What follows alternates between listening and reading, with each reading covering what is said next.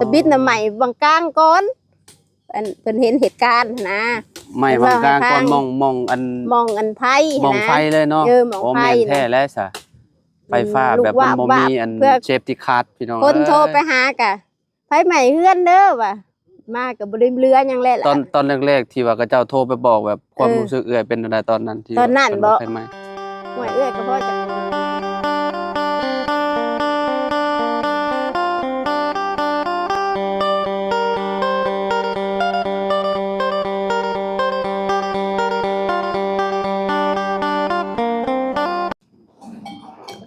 กราบสบายดีสวัสดีพ่อแม่พี่น้อง FC เบิร์ดสุขุสู่คนเนาะบ่ว่าสิอยู่ในและก็ต่างประเทศพี่น้องก็ยินดีต้อนรับเข้าสู่ช่องบ่าวลาวสตูดิโอคือเก่าพี่น้องเนาะเอาหลังจากที่กลับลงมาแต่เหนือเมื่อวานนี้พี่น้องเนาะก็คือมื้อนี้เฮาเข้ามาทางบ้านคำสว่างเนาะเมืองไซผู้ทองแขวงสะหวรรณเขตพี่น้องก็เข้ามาหาทางครอบครัวเอื้อยคนนึงพี่น้องเนาะซึ่งเฮาก็เคยมาถ่ายทำให้ FC เบิ่งตั้งแต่2-3 ปีที่แล้วนะพี่น้องเนาะซึ่งเอื้อยเพิ่นก็เฮือนเซเนาะเฮือนเซตอนแรกๆเฮือนเพิ่นสิเซพี่น้องเนาะเฮือนเพิ่นเซแบบใกล้สิล่มนั่นแหละเนาะต่อมาเราก็น่าสิมางจากเฮือนหลังนั้นแล้วก็มาเฮ็ดเฮือนหลังใหม่พี่น้องเนาะตกมาปีนี้เพิ่นว่าเฮือนเราถูกไฟไหม้พี่น้องเนาะนี่อยู่ด้านหลังเฮาเลยเนาะไฟไหม้จนเบิดเลยพี่น้องเนาะอ๋อโตเนาะก็น่าสงสารเราได้พี่น้องตอนแรกๆก็เฮือนเซอยู่แล้วเนาะวันนี้หลังจากที่มางเฮือนหลังนั้นเนาะพี่น้องมางเฮือนหลังนั้นแล้วก็มาปลูกหลังใหม่เนาะก็บ่ฮู้ว่าปลูกโดนซำใดแล้วเฮือนหลังนี้เนาะพี่น้องอยู่ด้านหลังเฮานี่เนาะที่ถูกไฟไหม้นี่พี่น้องเนาะเอาโอเคเดี๋ยวไปหาเจ้าของเพิ่นก่อนพี่น้องไปหาทางเอื้อยเพิ่นเนาะมื้อนี้เฮาก็ได้เอาผ้าห่มเนาะ2ผืนมาซอยเพิ่นพี่น้องเนาะอีต้นสงสารลาวพี่น้องปะเดี๋ยวเข้าไปหาทางเอื้อยเพิ่นก่อนพี่น้องโดยไปพี่น้องเนาะโอ้ตพี่น้องเอ้ยสภาพไฟยังบ่ได้มอดเลยยังติดอยู่เนาะสังกะสีก็เรียบร้อยเบิดเลยเนาะอันนี้สงสัยเป็นบันไดพี่น้องเนาะบันไดทางขึ้นเนาะเหลืออยู่4 คันเนาะพี่น้องปอต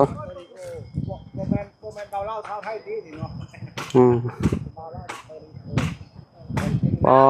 หมุนอุ้ยปุ้ยเบ่เลยได้พี่น้องเนาะสภาพเนาะฝั่งนี้เพิ่นกำลังปลูกกระต๊อบให้อยู่ใหม่เนาะพี่น้องโอ้เนาะคำแค้นเดือนสวรรค์นี่กับนี่ยังแต่ว่าได้แต่นำกำลังเฮ็ดใหม่เนาะเนาะโดยพอได้อยู่เนาะพี่น้องเนาะไปหาเจ้าของเราก่อนเนาะสบายดีเด้อโดยสบายดีเด้อโดยสบายดีเด้อพ่อเด้อโดยโดยเนาะพี่น้องมาบัดนี้อ้ายมาบัดนี้ใหญ่เลยโดยสบายดีเด้อนางเด้อไม่ใช่อันดำหน้าล่ะไปนอนหน้าโดยเห็ดหน้าข้าเจ้าหั่นแหละคือไงว่าขออนุญาตเด้อโดยไปเห็ดหน้าเพิ่นพอได้กินข้าวกินน้ำแล้วล่ะไปเห็ดหน้าเพิ่นบ่ไปเห็ดหน้าเพิ่นบ่แม่นหน้าเอื้อยได้บ่มีหน้าเพื่อนนี่ก็เอื้อยฮักกันได้วังได้นี่แหละเพื่อนนี่ก็ได้หากระปุกวังบ่โดนนี่นะเห็นจังวัง2-3 ปีนี่แหละล่ะในหลังเก่าก็คือแบบเจ้ามากจากหลังเก่าแล้วจะมาปลูกอยู่พี่มากจากหลังเก่ามาเห็ดเฮือนครัวซื้อเฮือนเก่าเพิ่นนี่เด้ซื้อก็ยืมเงินเพิ่นและซื้อก็บ่เป็นเงินเอื้อยดอกซื้อเฮือนเก่าบ่เลยนั่นใหญ่ก็ขอให้ลูกซื้อเฮือนเก่าลูกบ่มีเฮือนมีซ่านอยู่แล้วก็ขอเงินให้ลูกยกมาเลยบ่ตุยกมาเลยเพื่อนหลังนี้เจ้ามาตะกี้เจ้าก็สิเห็นเพื่อนหลังนี้เด้ล่ะเพื่อนในทางนี่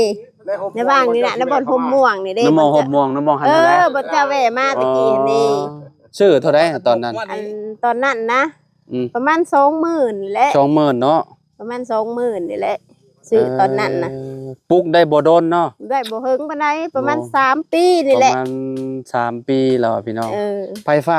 ไฟฟ้านี่แหละล่ะ ไฟฟ้าลัดวงจรบ่ สิแม่นนะว่าเอ้ยก็นอนนา เจ้านอนนา นอนนามืดบ่ได้มาเด้ ไผเห็นแรกๆเจ้าเอ้ย อันคนในบ้านนี่แหละเขาเห็นนั่นเขาขึ้นมา แล้วเห็ แต่ น ดำนาแล้ว ไฟใหม่กุ้มๆอยู่ ไฟใหม่กุ้มๆอยู่ค่ะว่ะตะบิดน่ะใหม่บางกลางก่อนอันเพิ่นเห็นเหตุการณ์นะ ใหม่บางกลางก่อนมองอัน มองอันไฟ มองไฟเลยเนาะ มองไฟ แม่นแท้แล้วซะไฟฟ้าแบบมันบ่มีอันเซฟตี้คาร์ดพี่น้อง คนโทรไปหากะไฟใหม่เฮือนเด้อว่ะมาก็บ่ได้เรือหยังแหละล่ะ ตอนแรกๆที่ว่าเขาเจ้าโทรไปบอกแบบความรู้สึกเอื้อยเป็นอะไรตอนนั้นที่ ตอนนั้นบ่ ไฟไหม้ หวยเอื้อยก็เพราะจากเว้าบ่ออกผู้แลล่ะเอ้ย คงบ่มีได้เนาะเพื่อสิได้เฮือนหลังนี้ก็บ่เป็นง่ายเฮือนกับพ่อแม่และซื้อให้พ่อแม่ซื้อดินกับพ่อแม่ลูกบ่มีก็ให้ลูกปลูก ทางอันนี้ก็แม่ แม่ อันนี้ก็พ่อนั่งอยู่เพิ่นก็มาซอยพ่อกับแม่ สวัสดีตาพอเด้อทางแม่เอื้อยเจ้าชื่อจะได้เอื้อยเฮาลืมชื่อน างล่ะ เอ้ยนางเนาะ โดยนางข้ามผัวก็ซื้อข้ามเด็กน้อยอันผู้ใหญ่ให้กันดำนาอยู่เดี๋ยวนี้นั่น3 คนน่ะเด้ ใหญ่เบิดเลยได้3 คนเนาะ อันผู้หนึ่งมียิ่งค่ะก็13 ปีผู้ชายน่ะ10ประมาณสลิกสแลกผู้หนึ่งค่ะก็14ผู้ชายผู้ใหญ่เอ้อยหั่นเด้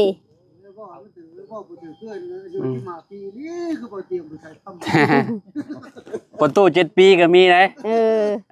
ประตูนี่7 ปีติ ประตู7 ปีเฮาก็ลงมาแต่เหนือเมื่อวานนี่พี่น้องเอ้ยเนาะ พุ่นแหละ มาแต่เซโปนเมื่อวานนี่เนาะมาก็ได้เห็นอันคนในบ้านคำสว่างนี่บ่เพิ่นแชร์อันว่าไฟไหม้เฮือนเอื้อยนางพี่น้องเอ้ยเนาะเฮาก็โอ้เฮาเคยไปถ่ายเล่าอยู่ได้นี่ว่าเขาตะกี้มาเจ้าอยู่ในเฮือนหลังน้อยแม่นเจ้าอยู่เฮือนน้ำมองนี่เนาะเอ้ยเนาะมองนี่แหละเฮือนเพิ่นเนาะ เฮือนเอื้อยนะบางรถจอดนั่นแหละแล้วก็บ่ได้เข้ามาก็โอ้โดนเติบพี่น้องเนาะบ่ได้เข้ามาเอ้ยเพิ่นบัดนี้บ่มีบ่อนอยู่ก็เลยพากันกำลังให้ญาติพี่น้องนี่พากันปลูกกระต๊อบให้อยู่แล้วพี่น้องเอ้ยเนาะอ๋อรับสิแล้ว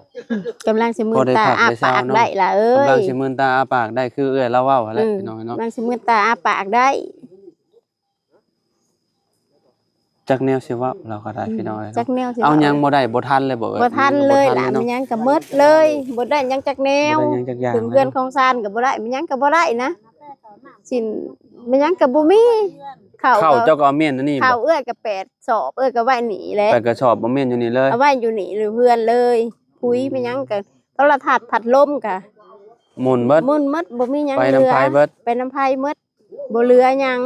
ตู้เย็นมันยังก็ ยังว่าเอาตัวนั้นตัวชินนุงยังบ่ได้มันตากี้ก็เลยสิบ่ได้ บ่มีหยังเลย นอนอยู่หน้าเนาะสมเจ้าก็ได้เนาะ นอนอยู่หน้าล่ะ เฮ็ดนาเพิ่น เฮ็ดหน้าก็เฮ็ดหน้าเพิ่นบ่มีหน้าเฮ็ดเด้ซั่นเพิ่นมาบอกว่าหน้าเพิ่นบ่เฮ็ดเนาะไปเฮ็ดนะแม่ซูว่าก็ไปเฮ็ดพอได้ข้าวมากินนี่แหละล่ะ อยู่ใช้อันนาน่ะไปเฮ็ดนะ หน้าพุ่นละอยู่บ้านทิศบ้านคำจะเต่าพุ่นล่ะ โอ้อยู่พูนเนาะ บ่ใกล้ๆนี่แหละทิศพุ่นแหละมงพุ่นแหละไปเฮ็ดนาเขาเจ้าแหละก็ แบบว่าสายไฟ เอ้ยต่อไผ ต่อไผมาบ่ น่ะยังบ่มีเงินล่ะเลยต่อไผเพื่อนนั้น เฮายันแบบสายไฟมันอันนั้นยันมันมัดกันน่ะแล้วยันมันแล้วก็มันก็สอดหั่นน่ะ สิแม่นนะว่า สายไฟใหม่บ่ซะเอ้อ ก็ไม่อยู่ล่ะต่อไปก็ใส่แหละสายไฟก็ได้นี่น่ะสายไฟก็ได้ อันนี้เนาะอ๋อนี่ต้นอันนี้เนาะสายไฟโตก็โตก็บ่ได้เฮิงปานใดดอกล่ะประมาณ2 เดือนนี่แหละ2 เดือน 3 เดือนนี่แหละต่อมันจะพูนบ่ ต่อมาแต่เฮือนหลังนะเพิ่นให้ต่อน้ำบ่มีไฟใช้ไปขอต่อน้ำเพิ่น ขาดมันสิเกิดพี่น้อง ก็บ่จักแนวเว้าแล้วมาบัดแม่นหยังก็มืดเลยเด้บ่มีเลย เอาบ่ได้เลยชาวบ้านก็เฮ็ดแนวได้ไผลูกวุ่นไผก็เข้าบ่ได้น้ำก็บ่มีแถวนี้ ำพี่น้อง น้ำก็จักอยู่ไส น้ำมันก็อยู่ปกใกล้ๆหนึงฉันว่าสิมามอดมันก็บ่ทันอยู่ดี บ่ เพราะ ทัน ว่า แล้ว อีกอย่างหนึงก็เฮือนเราเป็นเฮือนใหม่อยู่แล้ เงิ วน ใหม่เมื่อเด้ มันโอ้เชื้อเพลิงชิ้นดีเลยแหละพี่น้องเนาะอย่างดีเลยเนาะใหม่นี่บางทีมีน้ำมันนี่แฮงคัก เด้อ อย่างดีบ่อย่างดีพอมาจนบ่ได้ มันลูกคักปานยังเนาะพ่อเนาะ พอมาหันแต่เบื้องต้นหันจังซี่ โดย ต้นหันของมือว่านนี่พอเขามาเห็นเวียกอยู่เพื่อนเนาะ อืม มาเห็นเวียกอยู่เพื่อนแต่เห็นควันไฟขึ้นมา โดย ว่าเขาจูดกองขี้เหงื่อ อ่า อืม กับบ่ได้ว่าใช่ไหมเนาะป่านนี้ก็เฮ็ดเวียกเสยไปอยู่แล้วเฮ็ดเวียกไปคอยมาอีกบัดนี้คอยมาอีกมันลุกแห้งบัดมันควันขึ้นแห้งเอาไผไปจูดยางรถ บัดนี้มันบ่แม่นเลยติเนาะ ไผไปจูดยางรถก็ยังบ่สลาใจก็ยังเสยอยู่บัดห่วงมาอีกบัดนี้ห่วยมันบ่แม่นโซว่าสั่งเด็กน้อยมันแล่นมาสั่งเขาแล่นแล่นมาฮอดตั้งแต่นี้จังเฮ็ดให้ไฟมันทั่วเฮือนได้บัดมันเข้าบ่ได้แล้วก็จำเป็นก็ได้ยืนแล้วบัดพากันยืนเบิ่ง อืม จักสิเฮ็ดอะไรแล้วบัด เจ้าของมาลำลังและเจ้าของ มี8คนนั่นเบิดในบ้านนี้ได้แต่8คนนั่นน่ะ 8 คน ก็เจ้าไปเอาให้เอาหน้าเบิด มั กัน นออกให้ออกหน้าเบิดทุกคน ยามให้ยามหน้าแล้วพ่อเนาะ เพื่อโทรหาเจ้าของกับมากับห่วย โอ้ยเจ้าของมามันเป็นเช่าไปแล้ว เป็นกิต้นเสาสี่เฮ็ดกะเดอยู่แล้ว ลังมันลงเบิดแล้วเจ้าของมาฮอด อืม ลังมันลงมาลังลงเบิดแล้วพวกทั้งกระสอบกระชีหยบลงเบิดเลย ย่างเลาะมึงไปเอ้ยปะเนาะย่างเลาะมึงเพิ่นแล้วก่อนไปหน่อยเนาะ กำลังสิลืมตาปากได้แต่ว่าพี่น้องเนาะปัดมาเกิดและเกิดเรื่องและ พาไปเรื่อยพาไปเรื่อย โดยอันนี้เพิ่นมาซอยเลยเนาะ เพิ่นมาซอยล่ะเพิ่นมาซอยมื้อเสาร์นี้นี่ก็ไทยบ้านแน่ คนละอัน2อันพี่น้องเนาะ แล้ แล้ว ว ก็ ก็ มี มี สองอัน โดย ตาก็สิมื่นตาอ้าปากได้แหละพี่น้องเอ้ยเป็นอะไร มันผัด เป็นแบบนี้ซ้ำ เป็นแบบนี้ซ้ำเนาะ ถ้าก็ไข่แน่ว่ามีเพิ่นเอาข้าวให้พร้อม เขาเปลือกแน่เขาซานแน่เพิ่นเอาใหาย อ๋อ ประห่มแพร่ปกนี่แหละ อ๋อตัวพี่น้องเอ้ยเนาะ เพื่อสิได้เฮือนหลังสำนี่ จะได้เฮือนหลังซำนี้เนาะมัน นี่ ไง ก็ขอ เนาะ ขอหลอดเล่มมันแม่ย่าปู่ย่าบ่มีเงินมันก็ขอถ่าย เพิ่น ลูก ซอยเนาะ เพิ่นซอยเหลือ ซอยลูกเต้าเพิ่น ซอยลูกเต้า โอ้มีหยังซะเอ้ยนี่ มีฮอดจักบ่ อันจักปั้นเข่าได้ละจักปั้นเข่าเก่าแบบว่าอันอันเอาปั้นเข่ามาแต่บ้านนะจักปั้นเข่ามาแต่บ้าน ยังใช้ได้อยู่บ่นี่ ใส่ได้หั่นแหละไฟใหม่แบบนี้ก็บ่มีหยังแล้ว เรียบร้อยเลย เรียบร้อยมันเลยมีหยังก็บ่มีจักอย่า พั ง ดลมก็เหลือแต่นี่ เหลือแต่ ตะแกร ห้าง ง นี่ มี เนาะ หยังก็บ่มีเลย อืม ตู้หยอกตู้เย็นก็ พี่น้อง ใหม่เมิดหม้อแหกแต่กระโปะ หม้อแฮกแต่กระโปะอ๋ออันนี้หม้อ อืม ม นับตั้งแต่เสื้อผ้าหน้าแพร่ อัน บัด นี้ สิ อัน ซะ น่ะ ล่ะ อันน่ะตู้เย็นอันนี้เนาะ อ่า พี่น้องเอ้ยเนาะ เขาน้ำจำปาผู้น้ำใหม่ก็เป็นพูนพุยไปซังสมปีได้เลย อันนี้อันงัดมันเนาะนี่เนาะ นี่งัดมันล่ะ ผ้ามีดขีดคมพี่น้องเอ้ยเนาะที่ว่าเป็นเหล็กหันยังเหลืออยู่เหลือแต่เศษมันนี่แหละเนาะ เหลือแต่เศษนั่นแหละสังกะสอกะซีกันแบบนี้แหละใส่บ่ได้แล้ว มันใส่บ่ได้แล้วสังกะสีก็ได้เนาะ อืม ไฟก็ยังบ่ได้มอดอยู่ได้พี่น้องเอ้ยยังมีอยู่ ใครก็ย่างมาเมื่อเช้านี่ก็ย่างได้หมอดเอาเมื่อเช้านี่ เพื่อนเก่าเพิ่นซื้อมาแล้วก็ยกมาเลยนี่เนาะ เฮือนเก่านี่ซื้อมาแล้วก็ยกประมาณ3ปีนี่แหละยกอันซื้อเฮือนหลังนี้ อันนั้น นะ อันนั้นต่อจาก อันนี้เฮือนเก่าเอื้อตะกี้ อ๋อ เด้ จะต่อออกไปเนาะ เฮือนเก่าเอื้อแล้วเอื้อมาต่อให้เฮือนครัว อืม เฮ็ดขีดตะไคร้เฮ็ดซา เพื่อนหลัง น เก่าลาวเด้พี่น้องจะจื้อได้บ่พี่น้อง เฮือนหลัง นี่ เก่า นะ ตะกี้ คือสิ FC หลายคนก็คือสิจื้อหรือว่าบ่จื้อกับบ่แน่ใจปานใดพี่น้องเพราะว่าเฮือนหลังเก่าหลังนี้นะเอาเราหยุกมาจากต้นนั้น ยกมาแต่กี้ แต่พูนตะกี้เฮือนหลังพูนพี่น้องเนาะเพิ่นเอาแพรบัตรมุงเลยพี่น้องเนาะบ่ยังบ่มีสังกะสีพี่ ย่าง น้อง แล้วพอได้อยู่พอได้ พอได้อยู่ นี่ไป อ๋อเนาะเรียบร้อยเบิดเลยพี่น้องเนาะ เรียบร้อยหมดบ่มีหยังเหลือเลย ส านี่จักต้นเอ้ย เสานี่บ่ละเสานี่ก็6ต้นแล้วนี่6ต้นมัน3หองเด้ละ 339 ต้นเก้า 9 พอ ต้น ดีเนาะ9ต้นเนาะ 9ต้น3หอง นี่ๆเหลือแต่เสานี่แหละ เหลือแต่ ดิน เสา นี่ แกก ไปหัน 9ต้น อืม เรือนครัวกับประมาณ2หอง เรือนครัวก็ เรือนครัว หม้องนี้ 2 เนาะ หองสองหอง ชานหองนึงน่ะหมายจนหมด ไม่ยังเหลือแต่ตอมันพี่น้อย บ่เรือหยังเลย อืม หมุนหมดเลย หมุนหมดเลย เขาก็กองจนพูนยินเขาซานเขาเปลือก มีข้าวสารแน่ เขาซานก็มีเขาเปลือกหาประมาณ มีฮ้อน 8ซอบล่ะเขาเปลือกเขาซาน อ๋อ 50โล มีดพุยบ่นี่เอ้ย พุยก็มีสอบหนึงล่ะ อ๋อมีด พุยนี่ก็ พี่น้อง เม็ดพุยนี่พุยกำลังสิเตรียมไปใส่มะนาวบัดเอาไว้ก่อนเราออกไปก่อนสอบหนึง อันนี้คือข้าวเปลือก อันนี้เขาเปลือก อืมข้าวเปลือก เปลือก เปลือกเขาซานบ่ยังแหละไหนหมดเลย มันใหม่เป็นนั่นน่ะบ่เลย อืม เป็น เป็น ขี้ เท่าเป็นหยังหมดเลยแหละ พี่น้องเอ้ยเนาะ บ่เรือหยังเลย บ่เลยยังเลยแล้วก็ได้พี่น้องเอ้ยเนาะเฮาก็บ่ได้เข้ามาหาเอ้ยเพิ่นนี่เป็นปี2ปีแล้ว แม่นแหละล่ะ เนาะเอ้ยเนาะ แม่นแหละ ฝั่งนี้ก็เข้าคือกันบ่เอ้ย เขาตะ เออ ขี้เท่าเขาหมดแล้วมีแต่เขา ดำนาแล้วเหรอบ่ ยังทำยังหน้า3-4ให้ อ๋อยังนาซา หน้าก็เฮ็ดหน้าเพิ่นนั่นแหละไปเพิ่นมาบอกว่าไปนะแม่ไปเฮ็ดหน้าว่าก็เฮ็ดหน้าแล้วก็ปั้นเขาเพิ่นและได้แล้วก็ได้ อืม พอได้กินพอเฮาบ่ได้ซื้อหลายนะหำ แม่นฮะ มีคนให้เฮ็ดเฮาก็ไปเฮ็ดเฮาบ่มีหน้าเนาะ แม่นอยู่ดีกว่าอยู่ซื่อๆเลย ดี เนาะ กว่าอยู่ซื้อล่ะ อืม ก็แบบได้เฮือนก็มีแฮงเด้บ่เว้าน้ำไผก็เว้าน้ำหมู่ก็มื้นหากับมื้นตาอ้าปากได้ว่ามีแฮงน้อยนึงเว้าเพราะว่าเมื่อวานนี่เพราะว่า บัดนี้พัดมาเกิดเหตุอีกซ้ำเนาะ เกิดเหตุอีกซ้ำเมื่อวานเป็นโลกะ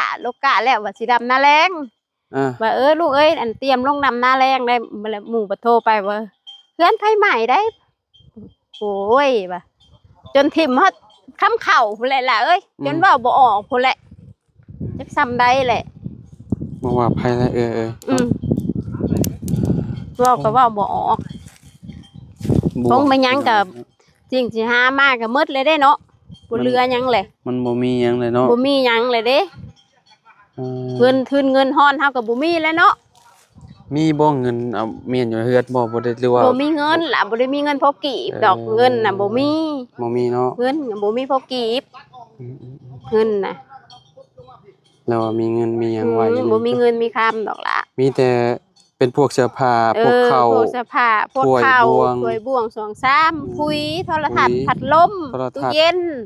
พัดลม เออ ตู้เย็น ผ้าห่มแพร่ปกมันนั่นแหละ ผ้าห่ม เสื้อมันหยังนั่นแหละที่ว่าเครื่องเฮือนเฮาแหละ ตอนนี้บ่มีฮอดเสื้อชินุ่ง บ่มีเลยล่ะ อืม เสือก็ได้เสือลูกเสือแม่ก็บ่มีหมดทุกคนนั่นแหละ ไปเลยเนาะ ไฟไหม้หมดเลย โอ้ย บ่มีหยังแหละ เพื่อจะได้เฮือนหลังหนึงบ่แม่นยังไงหน่อยเนาะ บ่ได้แม่นลังง่าถูกแต่แท้บ่หมนกลสูกคือเจ้าเห็นตอนนั้นนั่นแหละ โดย น่าก็มึนตาอ้าปากได้โอ้ยว่า ซอยเราก่อนพี่น้องเนาะเงินที่ว่าสิซอยเรือก็สิไว้ซื้อสังกะสี สมทบอันซอยซื้อสังกะสีให้เราก่อน ซื้อสังกะสี พี่น้องเนาะ ซื้อไม้ซื้อหยังอะไร เพราะว่าตอนนี้น่ะเพิ่นใช้แพร่บัตรพี่น้องก็วันนี้เนาะเนาะมาเบิ่งพี่ก่อนเพิ่นใช้แพร่บัตรได้พี่น้องเนาะนี่เพิ่นยังบ่มีสังกะสีมุงพี่น้องเนาะได้แต่แพร่บัตรนี่มาคุมก่อนพี่น้องนี่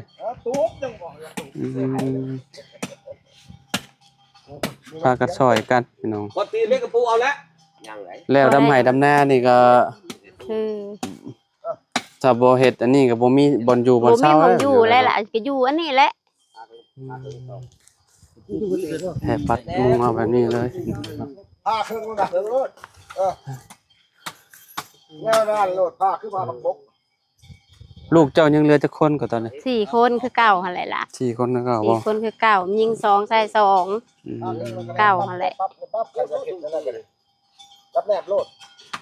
ผู้เจ้าดำนาอยู่พี่น้องเนาะไฟไหม้เฮือนจนปะฮอดคำเข้าเราอ่ะ เออ จักแนวสิเว้าเนาะพี่น้องเนาะมาบัดไผบัดใหม่มืดมาประเทศแต่เช้าแกกแซกอยู่เพราะอยากเป็นลมพุ่นแหละ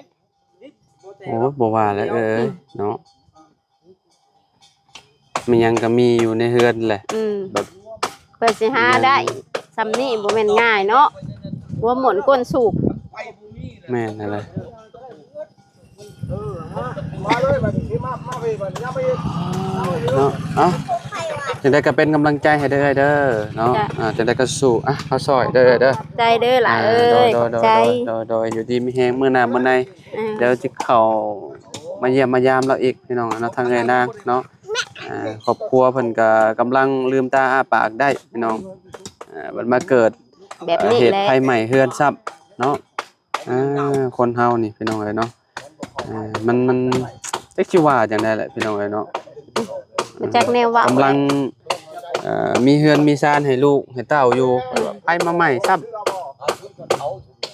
ลูกกับกำพูน2คนนั่นก็กำลัง13 14ปีผู้ใหญ่ก็ เนาะไปเถอะเอ้ยเดี๋ยว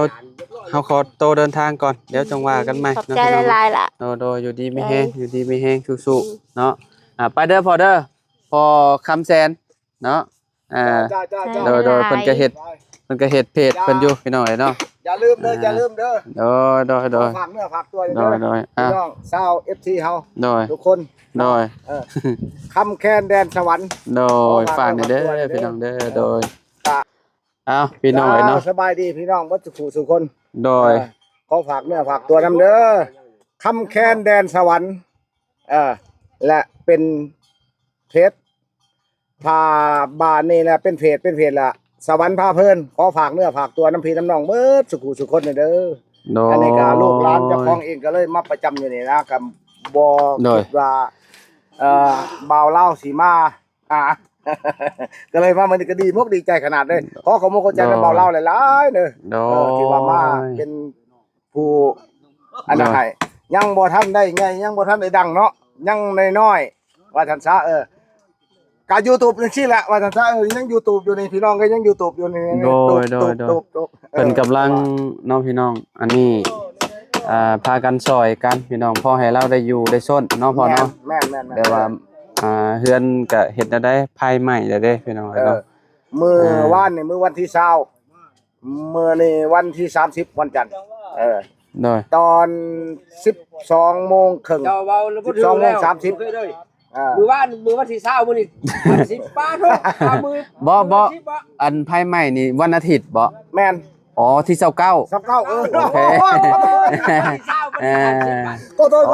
ษภายใหม่ ขอโทษ FC วันอาทิตย์วันที่29ตอนเที่ยง ตอน แม่นบ่พอ 12:30 12:30 โอ้แดดกำลังกล้าได้ช่วงนั้นเนาะคันนี้ว่าอันมันแดดก็ได้เนาะ ก็มันแดดนั่นบ่ว่าเมื่อวานนี่ก็บ่แดดแบบนี้แหละมันก็เป็น มันครึมๆแบบนี้เนาะ แบบนี้ พนักงานเขาพามือนะสิไปแล้วว่าเดือนสบาย อ๋อพี่น้องเนาะใหม่เมื่อวานนี่เลยเนาะ เมื่อวานนี่ ไฟยังบ่ได้ดับเลยได้พี่น้องเนาะยังมีอยู่พี่น้องเนาะ วันนี้ยัง เดือนแล้ว มาแล้วบ่จักแน่สิเฮ็ดบ่จักแน่สิช่วยก็บ่คนออกให้ออกหน้ายามนี้เนาะยังเหลือแต่คน8คนอยู่พากันแล่นมาหันเข้าบ่ได้แล้วก็พากันยืนเบิ่ง น้ำก็บ่มีบ่พอน้ำมอด นี่แน่น้ำได้แต่ว่าไฟมันเกิดอยู่นี่แล้ว ไฟมันเรียบร้อยแล้วเนาะ เรียบร้อย ไฟมันตัดไปแล้วพี่น้องก็ใช้บ่ได้แล้ว มันใช้บ่ได้เฮ็ดนั้นได้บัด โอ้ ก็เลยจำเป็นอันเฮาฉีดไปแล้วเนาะอยู่ได้ทงไงตรงนั้นก็สิไปแล้วอยู่หมด มันบ่มีน้ำอยู่แล้วเนาะ บ่มีแล้วนี่หน้า พี่น้องเนาะ ก็เลย ต่อ บ่จักได้สิว่าล่ะพากันยืนเบิ่งวันนี่ก็ดีจังว่าก็บ่แม่นว่าจะซั่นจังซี่เนาะจักสิได้แล้วมันสุดความสามารถเด้ แม่นพอแม่นอยู่ สุ แม่ ด นอ ค ยู่ วามสามารถแล้วก็จำเป็นแล้วมีหยังบ่มีหยังก็แม่นว่าได้ตั้งแต่ว่า ได้แต่ยืนเบิ่งคือ คัน ว่า ว่าซีแลนด์ขึ้นไปเอาอันนั้นอันนี้ก็คือแบบไฟมันลุกแฮงน่ะเนาะ เข้าบ่ได้ เข้าบ่ได้แล้วพี่น้อง มันทั่วแล้วมัน มัน ทั่ว ทั่วเลยเด้พี่น้องเนาะ แบบว่าตู้เย็นกับโทรทัศน์มันก็บับขึ้นแล้วมันก็ไฟมันวับไปเลยเด้ แล้วเลย เพราะว่ามันเป็นเฮือนใหม่เนาะ แม่นแหละ มัน Wi-Fi อยู่แล้วนี่เนาะ เป็นเฮือนใหม่เป็นเฮือนนั่นแหละมันก็วับขึ้นไปแล้วเฮาสิกล้าบ่บัดนี่ บ่กล้าแหล้ว แน่ พี่น้องเอ้ยเนาะ ก็จำเป็น แม่น บ่แม่นว่าบ่อยากสวยได้ตั้งมาแลนมาคน8คนแลนมา ชุดแต่อยากซอยเนาะพ่อเนาะ ชุดแต่อยากซอยแต่ว่ามันซอยบ่ได้ อืม ก็เลย แม่น เพราะว่าเจ้าของบ่ได้อยู่ในบัดนี้เจ้าของเฮือนนะ อยู่นา อยู่นาบ้านนี่คือเฮือนใกล้ๆสิก็บ่ได้อยู่จักคนบัด เจ้าออกให้ออกหน้าคือกัน ออกให้ออกหน้าย ามให้ยามหน้าพี่น้องเอ้ย นี่ เนาะ แต่ว่ามื้อวานนี่พอมาตั้งแต่เวียกแน่ก็มาเฮ็ดเฮือนอยู่ในเวียกเฮ็ดเวียกอยู่เฮือน อืม ก็เลยว่าแนมเห็นแล้วก็เลยว่าแล่นมาแล้วก็ห้องเด็กน้อยแล่นมาซอยกันแต่ว่ามาฮอดแล้วมันเฮ็ดจังบ่ได้แล้วก็จำเป็น อืม บางเรียบบ่แล้ว ก็เลยได้ บางเซยบาด คือเห็นนี่แหละพี่น้องเลย โดย พี่น้องเลยคือ โอเคเฉพาะกลับปะแล้วเด้อบัดนี้พอเด้อเดี๋ยวมื้อหน้ามื้อในจังว่ากันใหม่โดย โดย ผักเนื้อผักตัวน้ำที่หลายๆเด้อ โดยไปสาพี่น้องเอ้ยเนาะ จ้า ฝากพ่อแม่พี่น้องเนาะ FC ทุกๆคนมาเป็นกำลังใจให้ทางเอ้ยนางเพิ่นเด้อพี่น้องเด้อเนาะทางเรากับป๊อดโตพี่น้องบ่คิดบ่ฝันว่ามันสิเกิดเราอะพี่น้องเอ้ยเนาะยังเหลือแต่สังกะสีเก่าๆนี่แหละพี่น้องเอ้ยเนาะไกลหันก็คือแบบเป็นขี้เถ้าไปแล้วพี่น้องเอ้ยเนาะอีต้นสงสารเพิ่นพี่น้องเนาะเพิ่นก็ได้เฮ็ดกระตูบพอได้พักได้เศร้าพี่น้องเอ้ยเนาะเอาจังได๋ก็ขอบคุณพ่อแม่พี่น้อง FC เบิดทุกคนเด้อที่ติดตามและเป็นกำลังใจให้เด้อพี่น้องบ่ว่าสิอยู่ในและก็ต่างประเทศพี่น้องเอาสำหรับคลิปนี้ไปแล้วพอกันใหม่พี่น้องสบายดีเบิดทุกคนเด้อ